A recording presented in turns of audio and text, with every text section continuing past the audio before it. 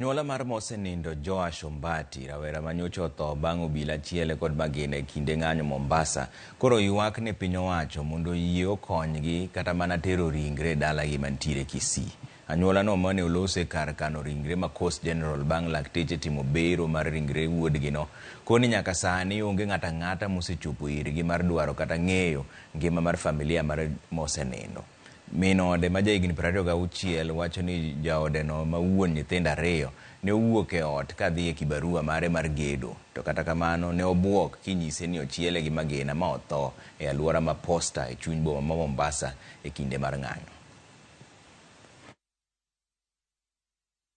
Aliniacha nyumbani akakuja kutafutia familia yake na yeye ndio tegemeo letu kwa nyumba.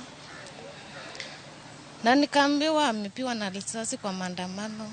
So nimekuja kuchukua maiti. Sina kazi, hakutuacha na chochote. Sielewi jinsi ya kutoa mtoto wangu hapa mpaka kule.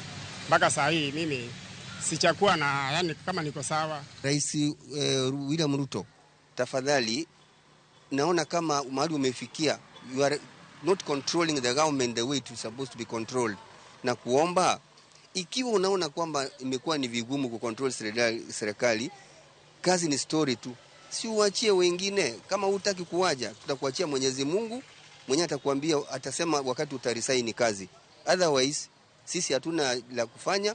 Jana alipigwa risasi katika sehemu ya kidogo chini ya kiuno, na risasi hiyo iliweza kwenda juu, ikaweza kugusa lungs zake na ikagusa pia liver. Kwa hivyo ikafika paka kwa shoulder, ambapo mahali risasi hiyo ilibakia.